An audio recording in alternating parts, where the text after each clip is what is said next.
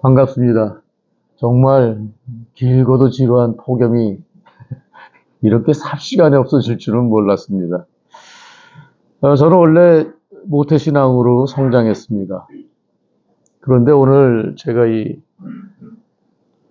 함께 나누고자 하는 이 본문, 마태복음 5장의 팔복, 이 구절을 서대문계 청년부 동계수련회에서 부목사님께서 가르치기 시작했어요. 그래서 팔복에 대해서 가르쳤는데 3박 4일 동안 오복까지 했어요. 오복. 1, 2, 3, 4, 5. 근데 제가 그때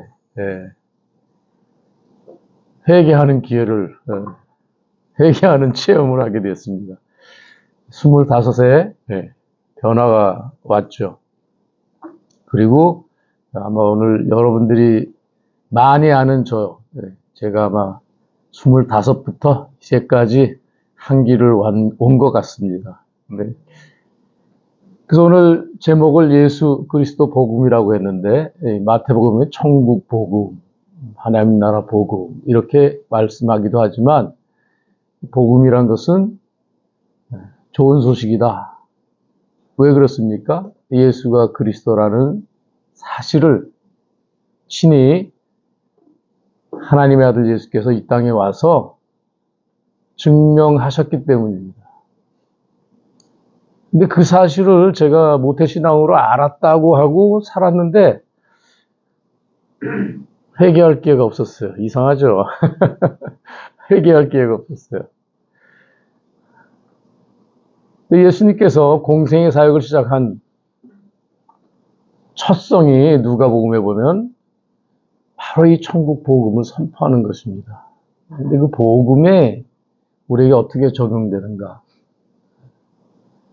우리 아까 양 회장님이 우리 교만, 우리의 교만을 내려놓게, 우리 어리석음을 내려놓게, 우리를 자유케 하고, 우리를 온전히 해방시키시는 그것이 이 복음인데 그 내용이 예수가 그리스도라는 것이죠.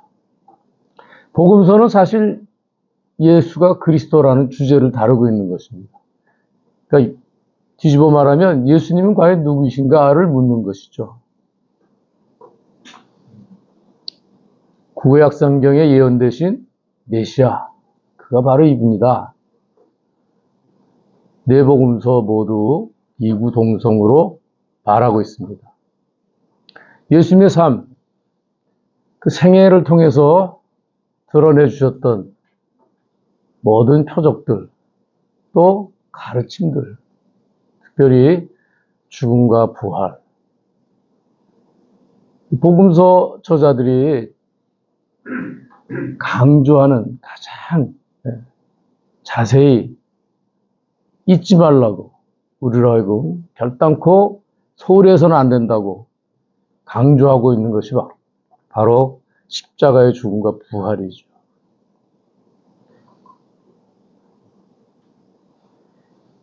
예수님은 세상 죄를 지고 가시기 위해서 오셨습니다. 아주 모순되고 굳이 논리로 따진다면 역설이죠. 하나님의 아들이 죄가 없는데도 불구하고 죄를 지고 가신다는 것입니다.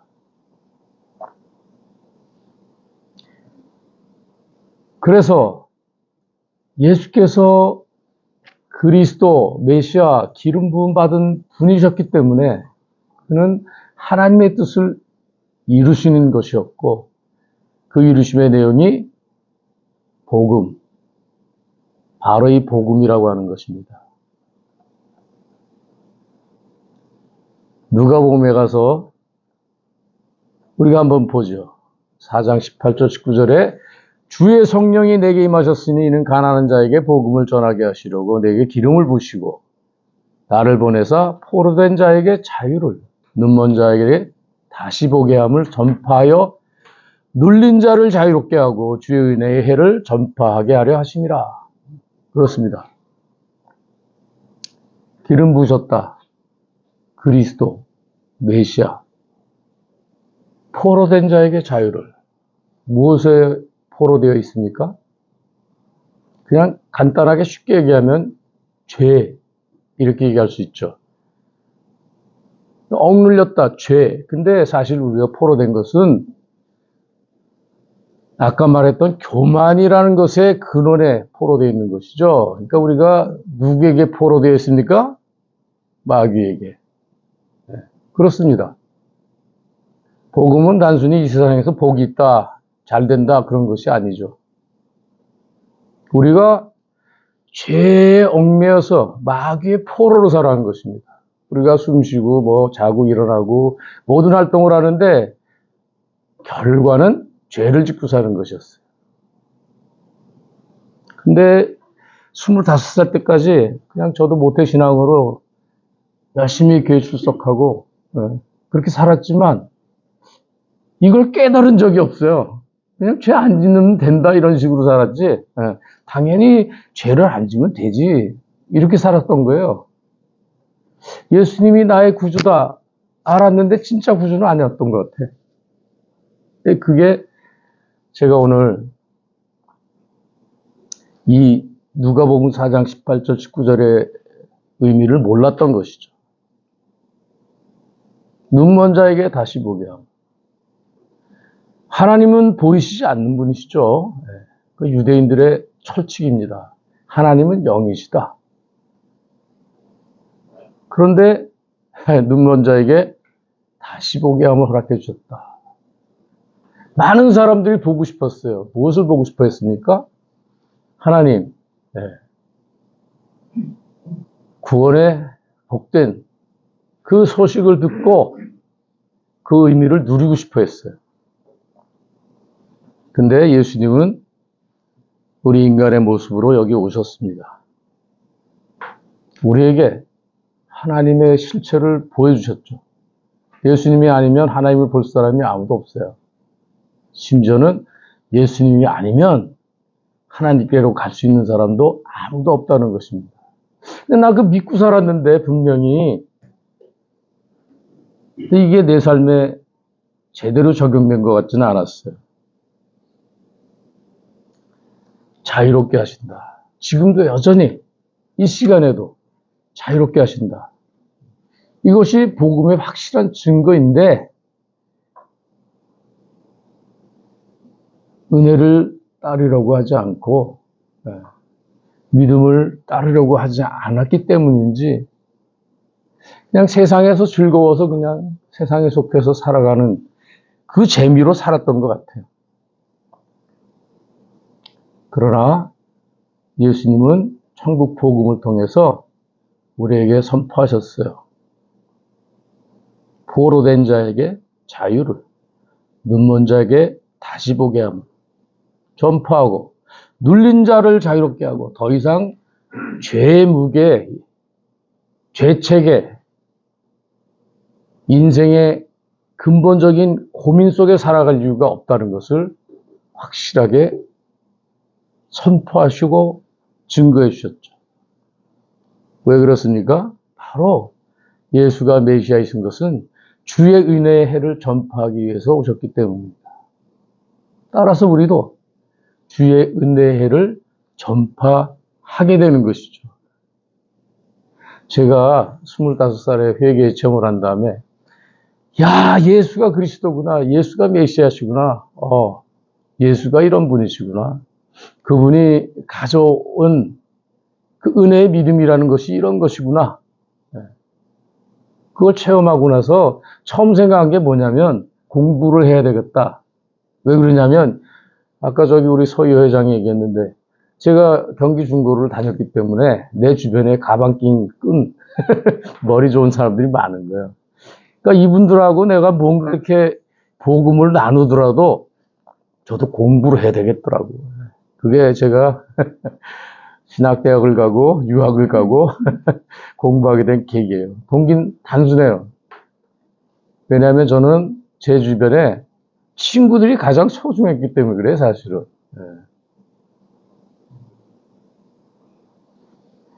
자, 오늘 한번 다시 본문으로 돌아가 봅시다. 예수께서 산에 올라가셨다.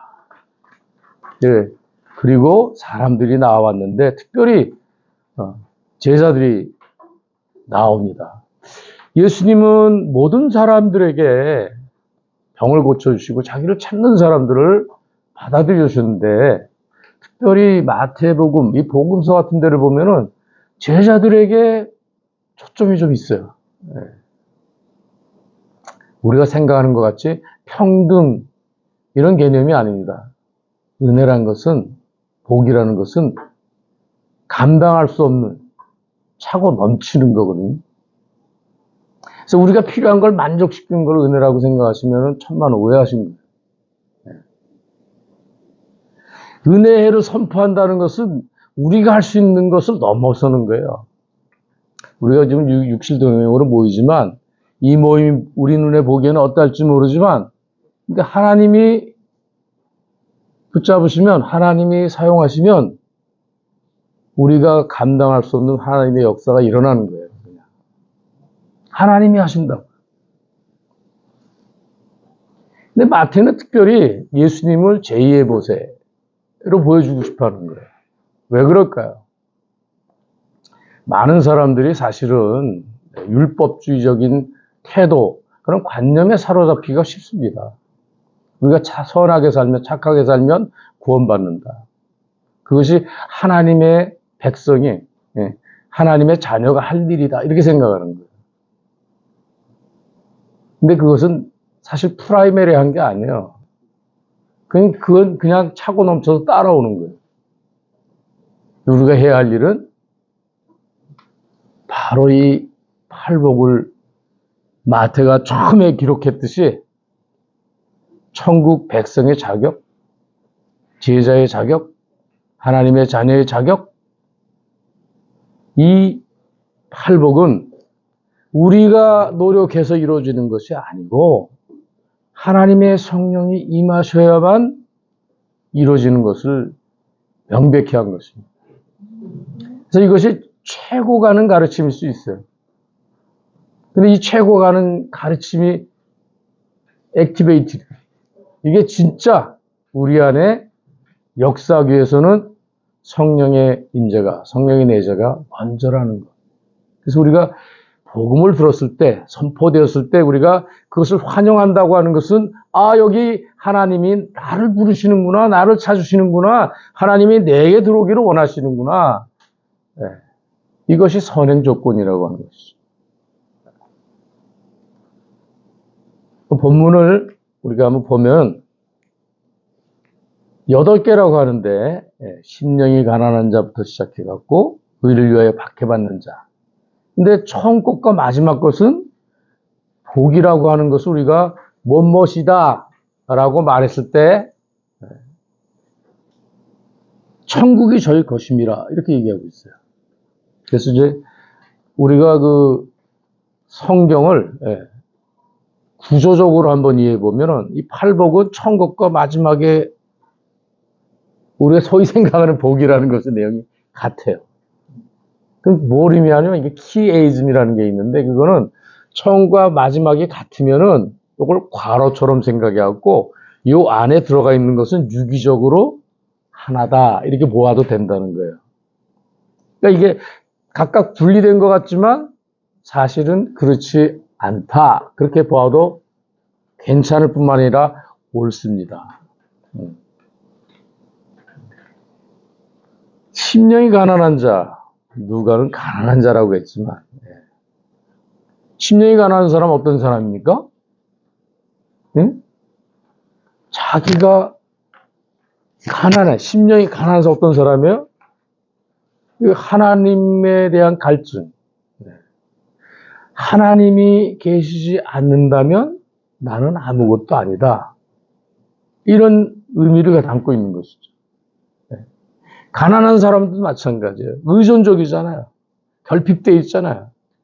심령이 가난한 자는 바로 내게 하나님이 필요하다는 거예요. 하나님의 부재를 느끼는 사람인 것이죠. 이 하나님의 부재의 주제는 지금도 여전히 강력할 뿐만 아니라 참 말로 설명으로 설명해내기가 너무 어려워요. 제가 요즘 많이 분노하기 때문에 사회에 대해서는 관심을 안 두려고 되게 노력합니다. 왜냐하면 제가 좀 젊었을 때 혈기가 좀 많았기 때문에 난 정말 너무 힘들어요. 사는 게. 막 떨려요. 근데 그런 게 아니고, 자기 안에 하나님에 대한 갈급함, 하나님 부재에 대한 그런 가난함에 그게 가난함이에요. 물질의 결핍뿐만 아니라 뭘 의존해야 되는데, 의존해야만 하는데, 이런 사람이 천국을 소유하게 된다? 말이 좀 이상하죠? 근데 이거는 존재적으로 의미하는 거예요. 나와 하나님의 관계가 함께 할 수 있는 것, 그것은 심령의 가난함을 통해서 이루어지는 것이죠. 그 다음에 애통하는 자. 뭘 애통하겠습니까? 우리가 보통 어떤 때 애통하죠? 죄의 문제. 죄의 문제 때문에 애통한 거예요. 뭔가 잘못되었을 때 슬픈 것이죠. 나 개인만이 아니고, 우리 이웃이 망가지고, 우리 사회가 망가져가는 것에 대해서 사람들은 애통할 수 있어야지. 애통하는 자는 뭘 얻습니까? 하나님으로부터 위로를 받게 되는 것이죠. 애통하지 않는 사람에게 위로가 없어요. 맨날 지적질만 한다면은 그건 진정한 슬픔에 이르지 못하는 거죠. 과학적으로도 의학적으로도 많은 설명할 수 있을지 몰라요. 이 슬픔, 그리빙의 그 프로세스가 얼마나 소중한 건지 모르거든요. 사실은. 근데 영적인 가르침에서 우리가 애통할 수 있다. 이거는 엄청난 것이죠. 우리 죄에 대해서 눈물을 쏟을 수 있다. 제가 동계 수양에서 팔복을 공부하다가 갑자기 벌스트아웃 됐어요. 정말 그때는 찬송을 해도 너무 좋고 성경을 보기만 해도 너무너무 좋았어요.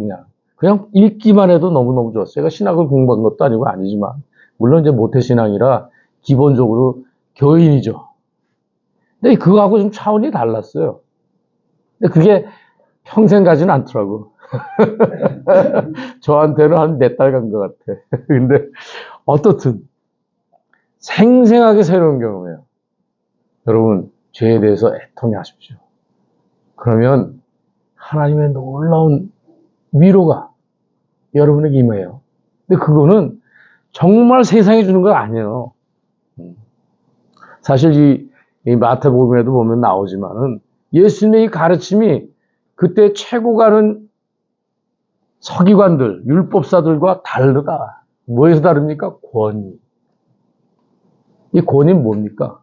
예수님은 보잘것없는 분이에요. 목수 출신에 다 잘 아는 사람들은 예수님을 없이 여겼어요. 별거 아니라고 생각했어요. 근데 권위가 다르다. 무엇이 다른 겁니까? 네? 무엇이 달라요? 여러분, 권위는 어디서 오는 겁니까? 존재에서 오는 거예요, 존재.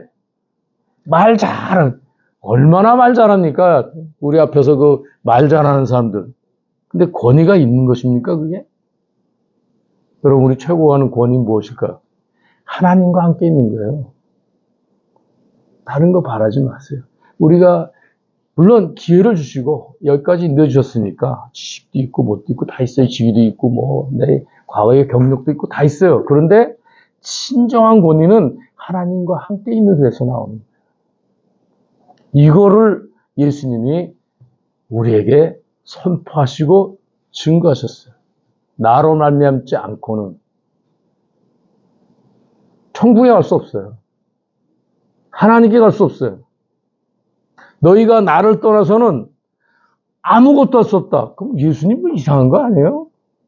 아니, 아버지 하나님께서도 보내셨듯이 예수님도 제자들을 부르시고 보내시는데 나로 말미암지 않고는 너희가 아무것도 할 수 없다. 뭐하러 가르치셨어요? 뭐하러 보여주셨죠? 이적과 표적을 행하시고 왜 그렇게 하셨습니까? 근데 예수님 그렇게 말씀하시는 거예요. 왜 그렇죠? 영적인 권위, 이거는 하나님과 함께 함으로써 가능한 거예요. 우리 게 아닙니다. 절대로. 내 소유가 될 수 없어요. 넘어가죠. 온유한 자, 구약 성경에도 나오지만, 땅을 기업으로 얻는다. 의에 줄이고 목마른 자, 배부른다. 그리고 긍휼히 여기는 자, 긍휼히 여김을 받는다. 야, 정말 예수님의 천국 복음을 선포하셨을 뿐만 아니라 이 천국 복음을 증거해 주는 과정에서 예수님이 항상 뭘 하셨는가? 항상 예수님은 사람들과, 자기에게 찾아오는 사람들과 함께 주셨는데, 이게 컴패션, 우리가 굳이 말하면 연민이라고 하는 거잖아요.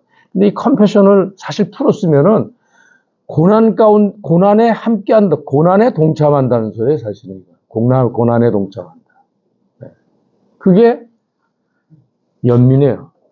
그게 사랑이에요, 그게 사랑. 하나님의 사랑, 진정한 사랑.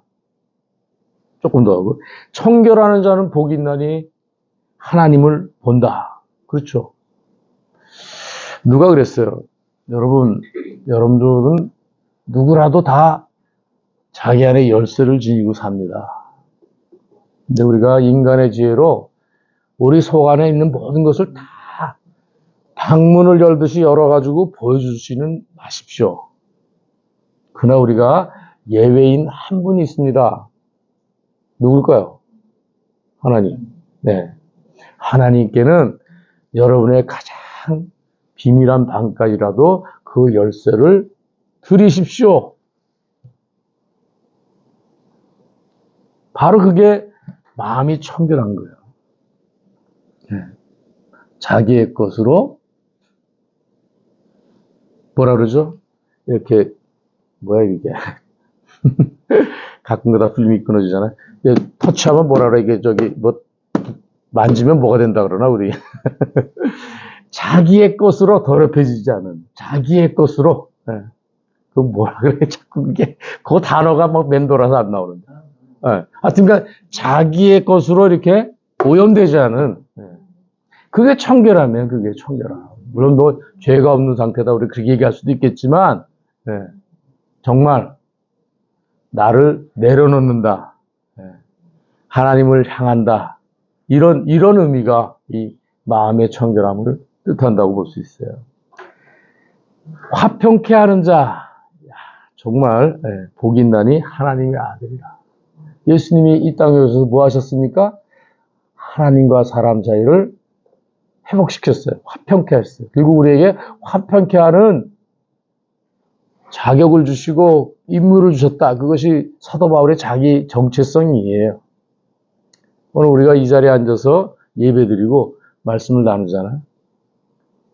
예수가 그리스도이고 그분의 복음이 우리를 바로 여기 하나님의 아들로 이끄셨다. 그래서 하나님과 사람 사이를 화평케 하는 것, 이것이 바로 우리의 사명인 것 같아요. 다름이 없죠. 의를 위하여 핍박받고 받는 자 복이 있다. 천국이 그들의 것입니다. 말하고 있죠. 넘어가면 이제 나로 말미암아 너희를 욕하고 박해하고 거짓으로 너희를 거슬려 모든 악한 말을 할 때는 너에게 복이 있나니. 3인칭에서 2인칭이 됐습니다. 변화가 생겼어요. 자, 선포하고 가르치셨죠. 근데 그 다음에 2인칭으로 넘어왔어요. 너. 3인칭에서 2인칭이 됐어요. 너희가 만약에 나를 메시아 그리스도로 믿는다면 너희는 박해를 받는다는 거예요. 세상에서. 그때 복이 있다. 그때 뭘 해야 돼요? 성령이 아니면 우리가 이 고난을, 이 박해를, 이 거짓을 결단코 이길 수 없다. 하나님의 은혜가 아니면, 하나님의 능력이 아니면, 하나님의 말씀이 아니면, 하나님께서 함께 하시는 기도가 아니라면 우리는 결단코 이 세상에서 이길 수 없다. 기뻐하고 즐거워하라. 하늘에서 너희 상이 큼이라. 너희 전에 있던 선지자들도 이같이 박혀 있느니라. 예수님은 최고 가는 가르침, 율법의 완성이라고 할 수 있는 가르침을 주셨지만, 그러나 이 가르침을 받는 모든 사람은 선지자들과 같은 그런 삶을 살게 될 것이다. 이 땅에 우리가 선지자입니까? 구약시대에 있었던 거니까 아니라고 생각하시겠죠. 그럼 선지자는 누구입니까? 예언자라고 할까요? 그 예언이 성취된 것이죠. 우리는 그 성취된 예언을 선포하는 것이죠. 전하고 가르치는 것이죠. 그 길을 갈 때 여러분 비록 에워싸이고 핍박을 당하고 거짓으로 고난을 당한다고 할지라도 기뻐하십시오. 하나님의 인재의 권위가 함께 하시기 때문입니다. 이 약속을 결단코 허투루 받지 않으시기를 바랍니다. 발복. 이러이러한 자가 복이 있다. 라고 하는 것이지 이렇게 하라. 그렇게 가르치지 않으셨어요. 우리 모두는 주의 성령과 우리의 남은 생에 끝까지 함께하는 복을 누릴 수 있기를 바랍니다. 기도하시겠습니다. 사랑해 주님 감사합니다. 무슨 은혜, 웬 은혜인지요. 하나님, 정말 저희가 이 세상에서 그저 자기가 살아가는 줄로 알고 살아갔더라면 우리가 어찌 예수가 그리스도이시고 복음이신 것을 알았겠습니까? 그러나 오늘 말씀을 통하여서 우리에게 이 복음을 선포하신, 천국을 선포하신 주님의 일생을 다시 한번 기억하면서 우리도 주님 가신 그 길, 주님과 함께 믿음으로 굳건히 따라갈 수 있는 그런 모든 사람들이 되도록 주님 다시 한번 권면하시고 은혜 위에 은혜를 믿음 위에 믿음을 더하여 주시옵소서. 예수님의 이름으로 감사함으로 기도합니다. 아멘.